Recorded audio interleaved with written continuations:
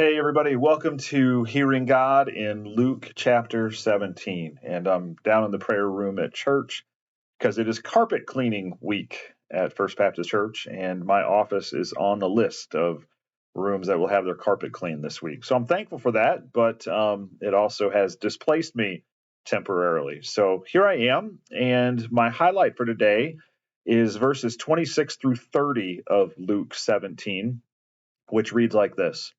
It says, just as it was in the days of Noah, so it will be in the days of the Son of Man. They were eating and drinking and marrying and being given in marriage until the day when Noah entered the ark and the flood came and destroyed them all. Likewise, just as it was in the days of Lot, they were eating and drinking, buying and selling, planting and building. But on the day when Lot went out from Sodom, fire and sulfur rained from heaven and destroyed them all. And then verse 30, so it will be on the day when the Son of Man is revealed. And so Jesus is given a word of warning in this passage, and I believe he's saying that, hey, life is going to continue on. People are going to do what people do in their terms of their daily living, but history is coming to a conclusion. There will be a crescendo that finds its ultimate climax in the return of Jesus, when he will come and establish his kingdom here on earth. And we're not going to get in today in terms of the different thoughts on the timelines and how that happens and everything, but just we can agree on the fact that Jesus will come back and he will establish his kingdom here on earth. And what Jesus is saying here is that most people are going to be taken by surprise. They're not going to be ready, just as it was in the days of Noah, just as it was in the days of Lot.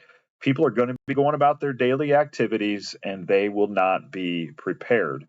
And I don't think this is at all saying that we shouldn't be about those daily activities, but what I do think it is saying is that we must live every day and execute these daily activities with a view toward the fact that there is a conclusion.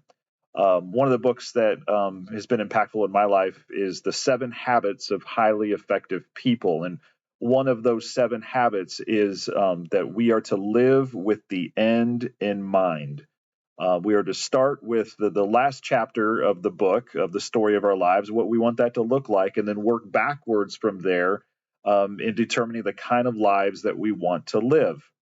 And so, as it relates to the story that Jesus is telling here, we must begin with the end in mind, the fact that Jesus is going to return. And so then, what kind of lives should we be living?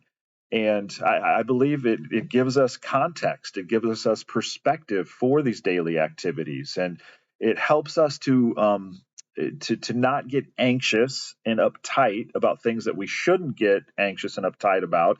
And it helps us to care about the things that we should care about. And I think we can agree in this world in which we live, we get those things often confused. We make a big deal out of things that shouldn't be a big deal. And we don't make a big enough deal out of things that should be a big deal. And namely, the gospel, people, their eternal destinies. Those are the things that really should get us out of bed in the morning and should energize us to be about God's kingdom and God's work. Whereas we tend to get very uptight about some of the trivial things of our day-to-day lives that at the end of the day, when Jesus returns, we're not really going to find much value in those after all.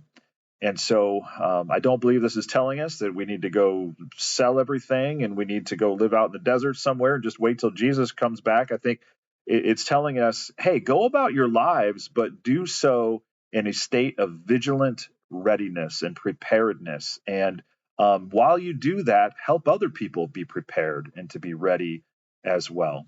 And so my response in my Hear Journal, Father, please help me each day to live with the end in mind. May it give me a sense of gospel urgency in sharing my faith with others, and may it give me a clear picture of what truly matters and what does not matter. And so as you go about your business today, I pray that you will do so with the end in mind.